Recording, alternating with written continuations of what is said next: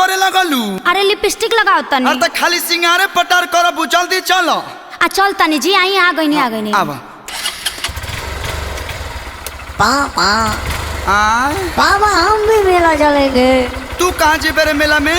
हैं? जो हम जलेबी लेके आए। ना हम भी चलेंगे। ए जी ले चलिए एक रोके। Presented by Adishakti films.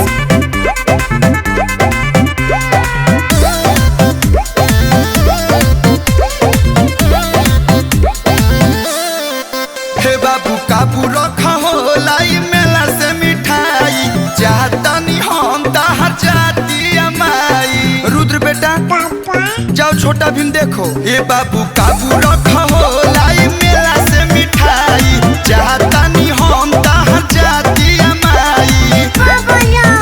देखो जीत जनी करो अपन डैडी जी से डरो, खेल कूद रहे ही ठाइया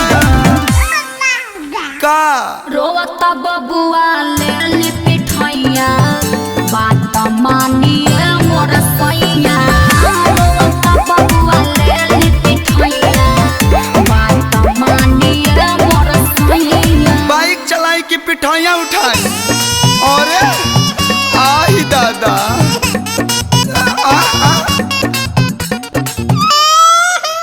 ये तो बीच पर होता।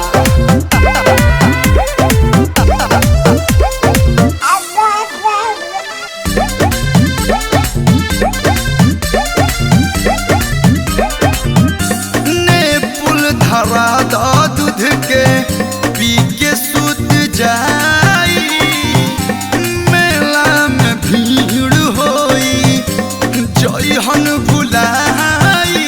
बबुआ झुनझुना लेके आएंगे। कबो रउआ ले लेब, कबो ले लेब हम। रोडे गड़िया चलाइब धीरे धीरे बला। करबू माथा खराब। तुम बारू बक गइल माथा मुसनक काहे भइल बाटे तोहे अबुतइया। जइबे घर में। रोवत बबुआ ले लिपिठैया, हम ना लेब। बात मानिए मोर सैया। रोवत बबुआ ले लिपिठैया, बात मानिए मोर सैया। बाबू सर्दी आइल बड़ा, घर में जा।